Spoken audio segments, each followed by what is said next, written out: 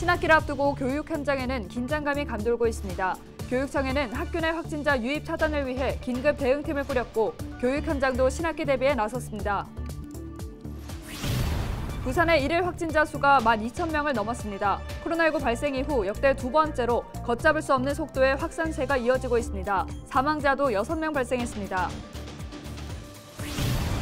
부산과 울산 중소기업의 3월 경기 전망지수가 3개월 만에 반등한 것으로 나타났습니다. 사회적 거리두기 완화가 체감 경기에 긍정적 영향을 미친 것으로 보입니다. 부산시 특별사법경찰과가 청소년 보호법 위반 행위 특별수사를 벌인 결과 19세 미만 출입과 고용 제한 내용을 미표시한 성인용품 판매점 6곳을 적발했습니다.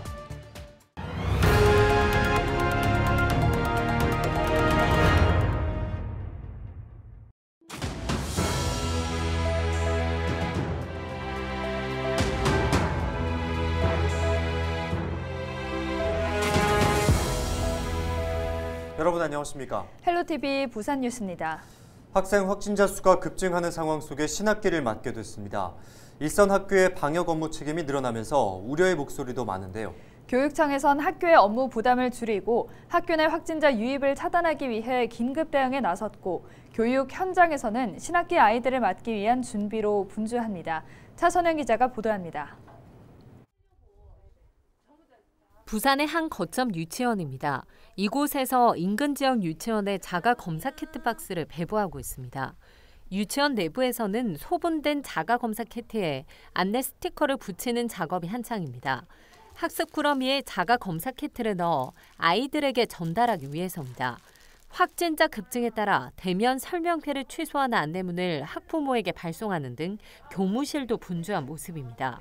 올해 역시 유치원 입학 설명회는 신입생, 재학생 대상 모두 비대면으로 전환됐습니다. 그럼 지금부터 아이수 유치원 교육 설명회를 시작하도록 하겠습니다. 매일 교실을 환기하고 아이들이 볼 동화책과 자주 만지는 장난감을 소독하는 일은 이제 일상이 됐습니다. 가정에서도 좀 더 세심하게 방역 활동에 조금 중점을 두시고 각 유치원에서는 아이들의 그런 생기지 않도록 방역에 좀 더 노력을 할 수 있도록 하겠습니다. 부산교육청에서는 신학기를 대비한 오미크론 대응팀 가동에 나섰습니다. 자가 진단 키트의 수급을 관리하고 이동형 유전자 증폭 검사팀 운영, 학교 자체 조사 지원 등의 업무를 맡습니다. 현재 가장 시급한 부분은 자가검사 키트를 소분하는 일.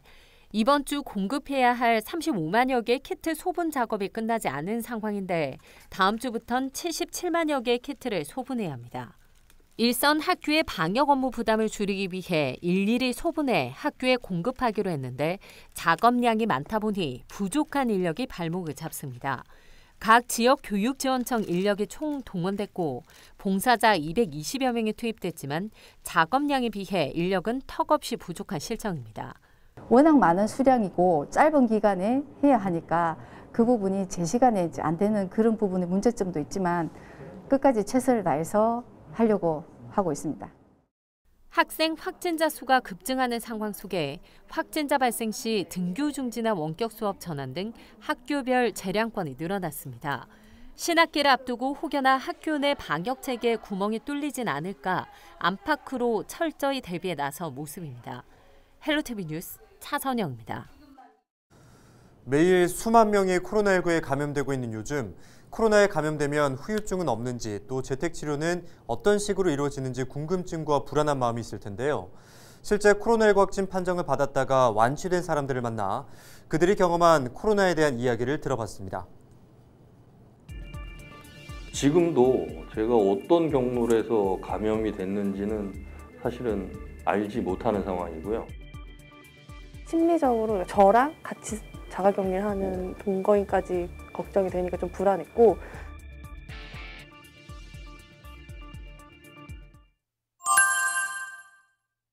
지금도 제가 어떤 경로로 해서 감염이 됐는지는 사실은 알지 못하는 상황이고요. 제가 이제 증상이 발현되기 한 이틀 전부터 만났던 사람들이나 또 같이 생활했던 가족들이나 이런 분들은 PCR 검사에서 다 음성이 나왔거든요. 그 외에는 접촉한 사람이 없는데 제 주변은 아예 걸리신 분이 없어가지고 그래서 감염 경로는 별도로 안내받은 것도 없고 따로 이제 추측할 수 있는 것도 없어가지고 감염 경로는 모르고. 목감기가 오고 그 다음에는 코감기가 오고 마지막에는 가래, 기침 가래가 오더라고요. 그러니까 그 일주일 열흘 사이에 그 감기의 종류가 다 돌아가면서 와가지고 자고 일어났을 때 목이 붓고 코가 막히거나 또 기침이 많이 나오고. 하루인가 이틀 후에 그 재택관리 치료사라고 하시는 분이 연락을 주셔서 아침마다 이제 전화가 오세요. 오늘 증상이 어떤지, 오늘 뭐 추가적으로 아픈 데가 있는지. 저 타이레놀이랑 그다음에 종합감기약을 또 그때는 주셨었어요, 보건소에서. 그래서 몸이 이상할 때마다 그런 섭취를 해서 조금 가라앉히고 그렇게 했던 것 같아요. 재택에서 혼자 치료를 해야 되니까 뭔가 아프거나 이럴 때 약이 어쨌든 바로바로 오지 않고 약간 이러기는 해서 좀 그런 게 불편했던 것 같기는 해요. 어쨌든 누가 돌봐주질 못하니까. 정보 제공이 너무 안 됐어요. 뭐 어떤 재택 치료에 대해서 받을 수 있는 거는 간략한 내용들은 문자로 왔는데 그 외에 이제 다양한 궁금증에 대해서 좀 통화를 해서 물어보고 싶었는데 통화 연결이 거의 안 되더라고요. 그 좁은 집안에 갇혀 있다 보니까 어디 나갈 수가 없으니까 거기 갇혀 있으니까 조금 정신적으로도 조금 어렵지 않았나. 심리적으로 저랑 같이 그 자가격리를 하는 동거인까지 걱정이 되니까 좀 불안했고 8일째부터 이제 출근을 했는데요. 일단은 감기 감기가 다 낫지 않은 어떤 그런 증세들 이게 뭐 후유증인지는 정확히 모르겠는데 컨디션이 회복이 안 되다 보니까 몸이 약간 무기력한 느낌도 좀 있고요. 또 일부는 미각도 조금 돌아오지 않은 것 같아요, 완전하게. 백신을 일단 다 맞으시는 게 좋을 것 같고 제가 2차까지 맞고 걸렸거든요. 근데 물론 사람마다 개개인의 차이가 있겠지만 3차 맞고 걸리신 분들보다는 조금 더 증상이 많고 조금 더 아팠거든요. 그래서 백신을 안 걸리는 게 제일 좋으니까 네, 뭐 그냥 잘 마스크 쓰시고 방역 잘 하셨으면 좋겠고 너무 그렇게 크게 막 걱정, 염려 안 하셨으면 좋겠어요. 부산과 울산 중소기업의 3월 경기 전망 지수가 3개월 만에 반등한 것으로 나타났습니다. 부산 울산 중소기업 중앙회가 내놓은 2022년 3월 중소기업 경기 전망조사 자료를 보면 3월 중소기업 경기 전망 지수는 81.1로 전월 대비 5.1포인트 상승했고 지난해 같은 달에 비해 9.8포인트 올랐습니다. 오미크론 변이 감염이 확산되고 있지만 사회적 거리두기 완화에 따라 경기 회복 기대 심리가 체감 경기에 긍정적인 영향을 미친 것으로 분석됐습니다. 업종별로는 음료와 비금속 광물 제품, 창작 예술 여가와 소매업 등이 상승했습니다. 이번 조사는 14일부터 18일까지 부산과 울산 341개의 중소기업을 대상으로 진행됐습니다.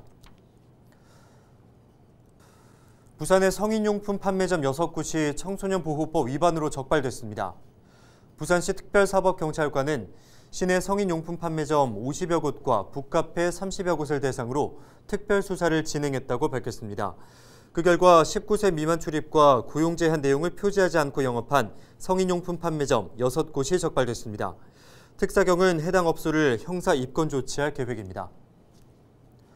한국해양진흥공사가 우크라이나 사태에 따른 해운시장의 영향을 분석한 긴급점검 보고서를 발간했습니다. 보고서에서는 건화물선 시장의 경우 에너지 분야 강세에 따른 반사 효과와 곡물 무역 패턴의 영향을 주목해야 한다고 강조했습니다. 유조선 시장은 러시아 석유 거래에 대한 제재가 현실화할 경우 전 세계 공급량 감소로 시황을 압박할 수 있고 컨테이너선은 분쟁 지역이 주요 항로에서 벗어나 있어 직접적인 영향은 적을 것으로 내다봤습니다. 단 인플레이션 심화로 인한 주요 국가들의 금리 인상은 해운 시장 전반의 하락 요인이 될 수 있다고 지적했습니다. 보고서는 한국해양진흥공사 홈페이지에서 확인할 수 있습니다.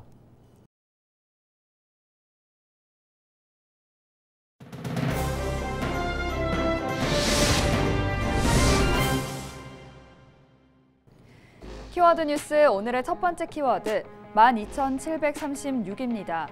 25일 발생한 부산 지역의 코로나19 확진자 수치입니다. 1일 확진자 수가 12,000명을 넘긴 건 코로나 발생 이후 역대 두 번째입니다. 걷잡을 수 없는 속도의 확산세가 계속되는 모습인데요. 이날 사망자도 6명 발생했습니다. 모두 50대 이상의 기저질환이 있었는데 5명은 백신 접종 완료, 1명은 미완료로 전해졌습니다.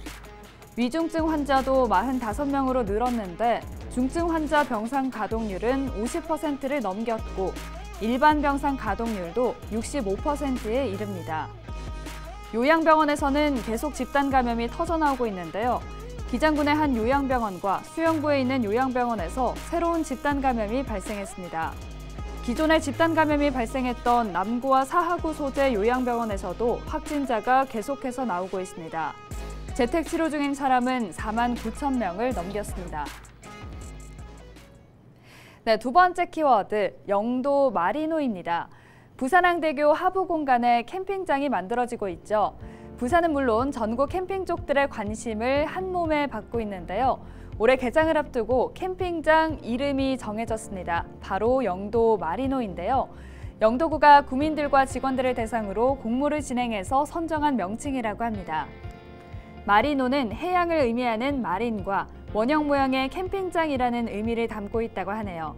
부산항대교에 만들어지고 있는 캠핑장에는 카라반과 텐트를 설치할 수 있는 59면의 캠핑 공간과 107면의 주차장, 산책로, 다목적 광장 등이 갖춰질 예정인데요.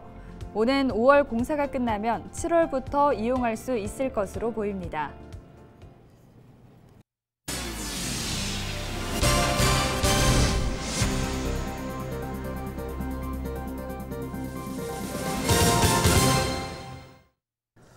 한국해양진흥공사는 제1기 우수선화주 기업 인증 대학생 서포터즈가 출범했다고 밝혔습니다.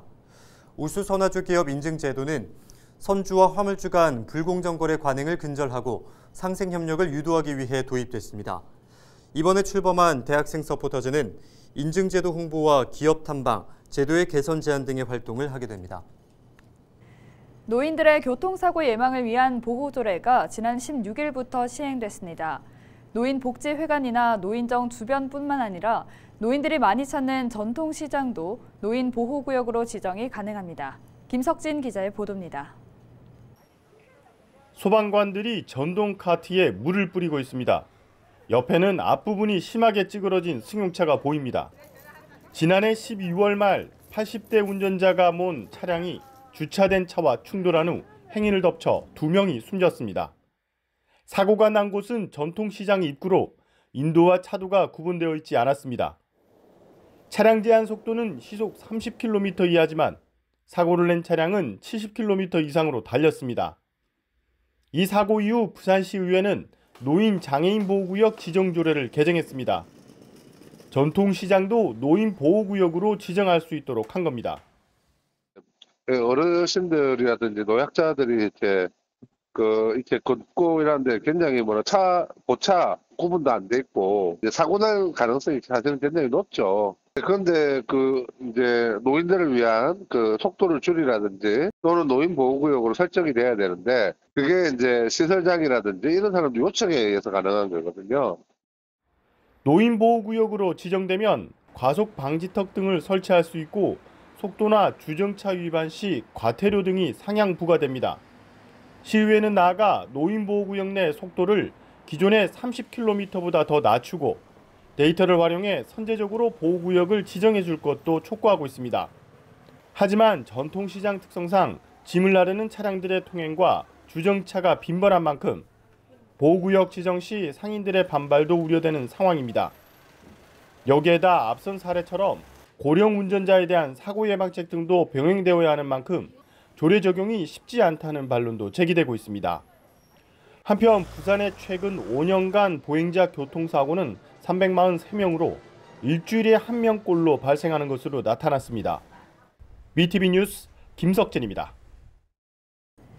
네, 저희 헬로티비 뉴스 다시 보고 싶으신 분들은 화면 가운데 QR코드 보이시죠? 스마트폰 카메라를 켜서 가져다 대보시면 헬로티비 뉴스 유튜브 채널로 연결됩니다. QR코드 스캔하는 앱을 이용하셔도 되니까요. 많은 관심 부탁드립니다. 저희는 언제나 지역 주민 여러분과 함께하겠습니다. 시청해주신 여러분 고맙습니다.